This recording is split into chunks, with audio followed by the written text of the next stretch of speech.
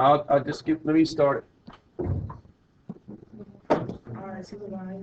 In the morning, guys, if you work through your review or you work any of the quiz stars and there's some questions that you have, I'll get up here between 6:45, 6:50ish, and if you got a question up until school starts, I'll be glad to answer them.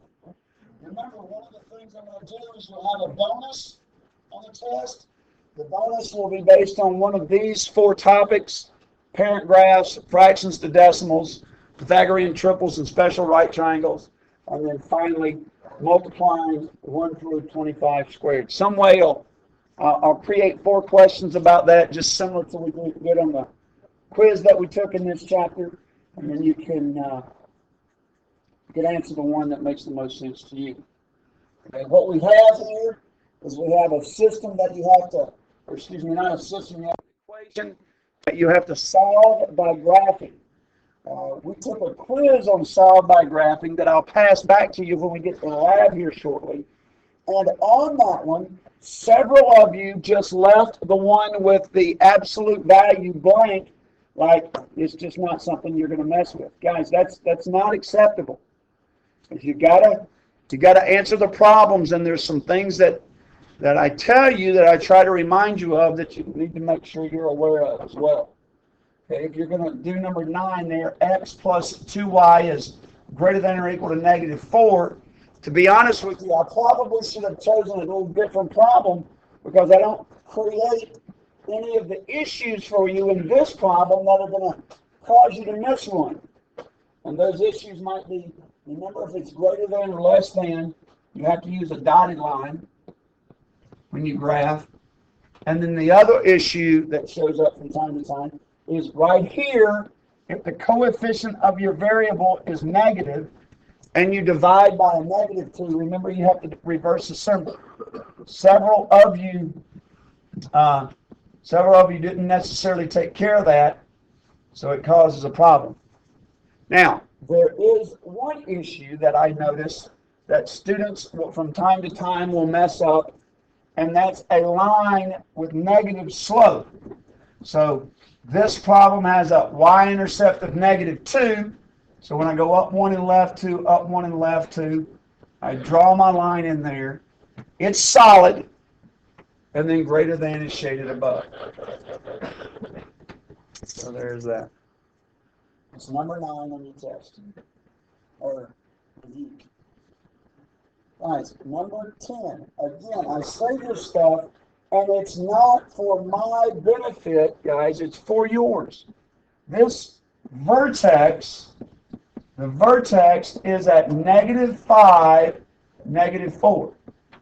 The reason it's a -5 is because you take the opposite of the number inside the absolute value symbols. Not because they're absolute value symbols, but because this is how you graph all of those parent graph problems that we looked at.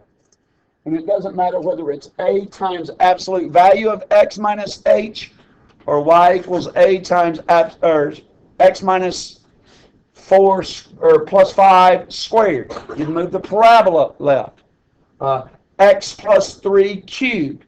You'd move that s 3 units to the left. When that's a plus 5, you move the vertex left 5 and then down 4.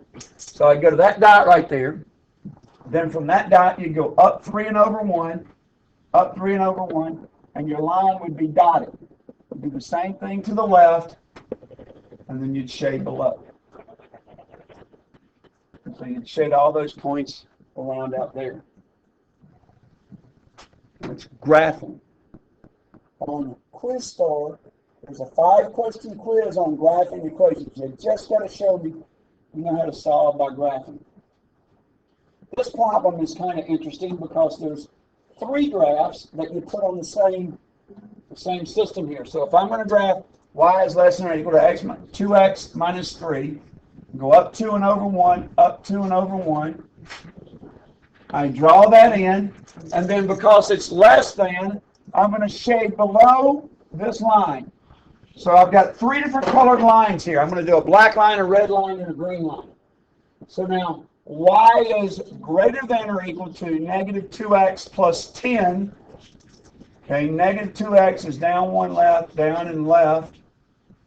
And so again, it's greater than or equal to, so that line's going to go that way. Make sure you bring attention that you're going to shade above the red line. So now notice I'm above the red line and below the black line. Yeah.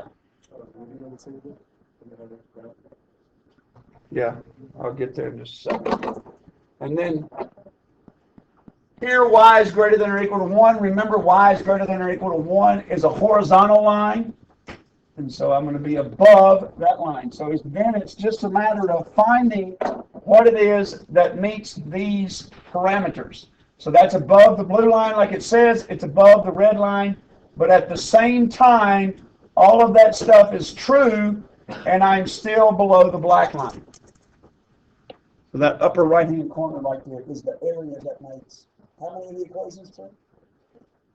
All three of them. On number 10, your vertex is -5, -4. So there's -5, there's -4. A is 3, so this thing goes up 3 and over 1, up 3 and over 1. You do the same thing to the left. And it's less than, so you shade below.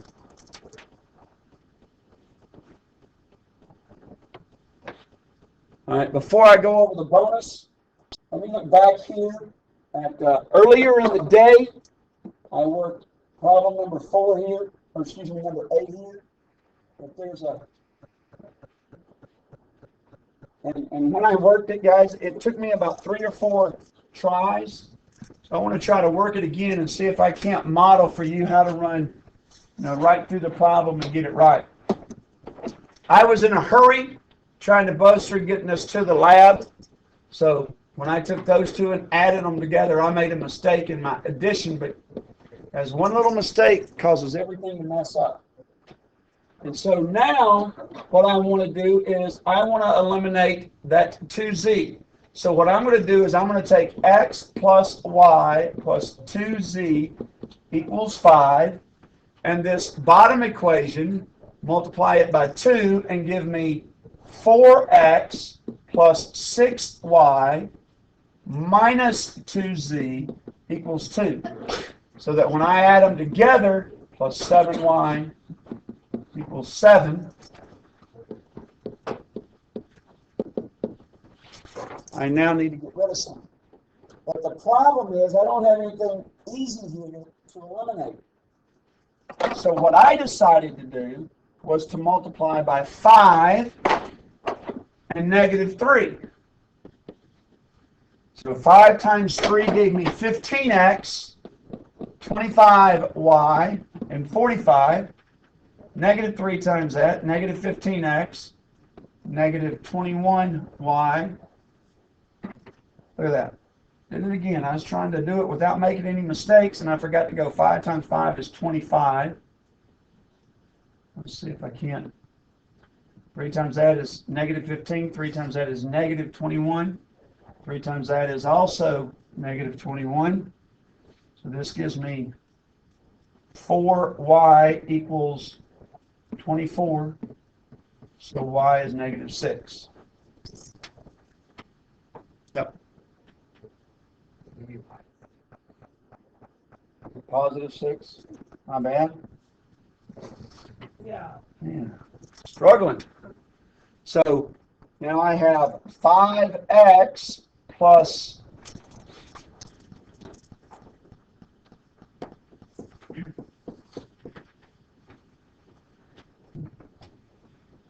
it was -6. So 5x plus, what is that, 42? Equals 7. So 5x equals -35.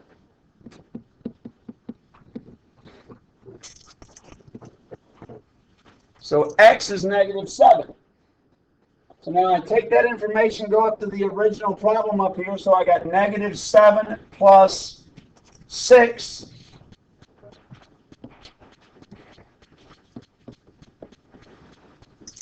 plus 2z equals 5.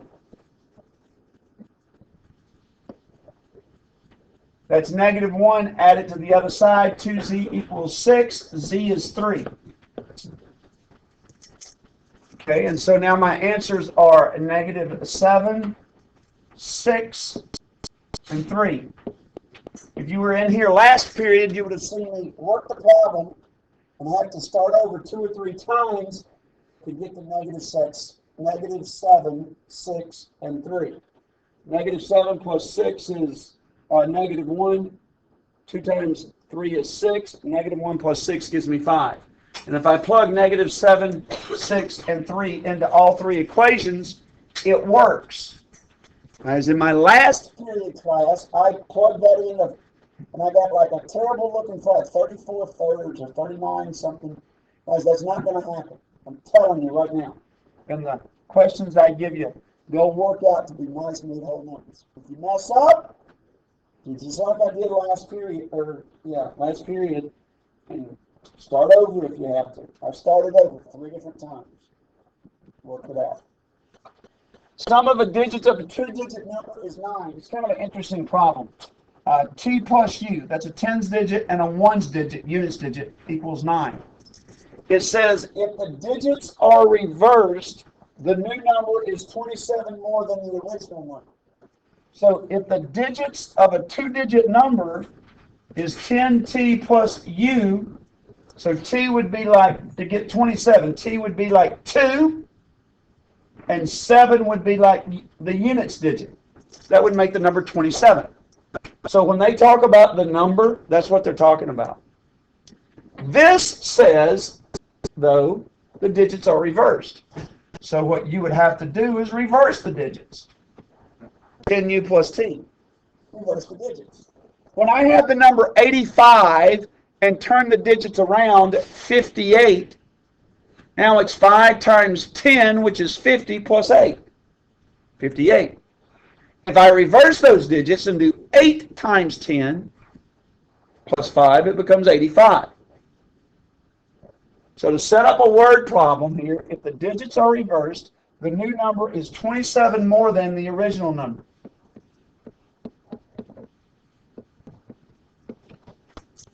And then all I have here is a system. Since I have a system of equations, I would need to organize up this right here. So I need to move 10t to the other side. If I move 10t to the other side, that would give me -9t. If I moved u to the other side, that would give me what? Plus 9u.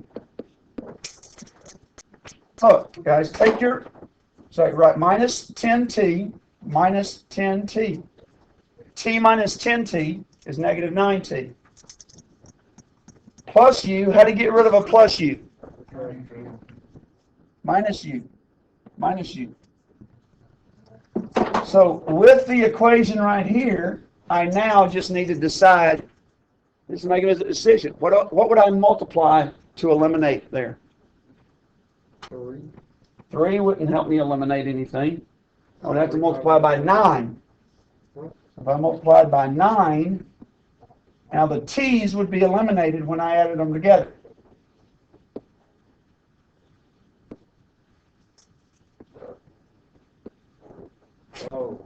Yeah. 18u is 108. No 8 must go into 18. 6 times. So the units digit is 6. If the units digit is 6, the tens digit must be 3. What's this? This is pretty cool. So it says, the sum of the digits of a 2-digit number is 9. Right now, we think the number is 3 and 6. Because what's 3 plus 6? Then it says, look what it says after that. If the digits are reversed, what if you took the number 36 and reversed the digits? 36 would then become what? And that is 27 more than the original number. That's 27 more than this. It works. Pretty cool. Again, Watch how I started out.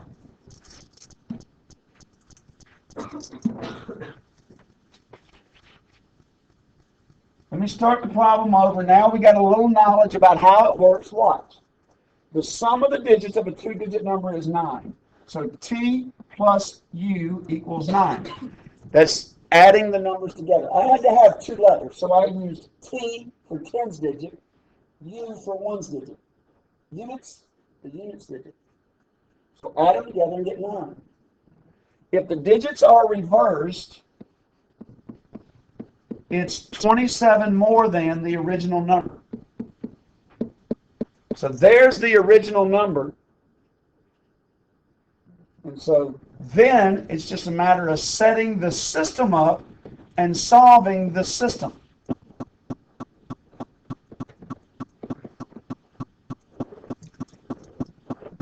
I could have just as easily solved this system by elimination. But I solved this system by elimination, I would have solved for either t or u and plugged it in. As it was, I said to take the system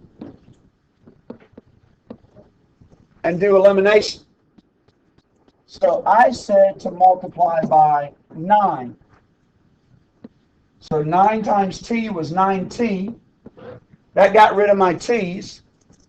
Plus 9u adds together and gives me 18u. 9 times that is 81.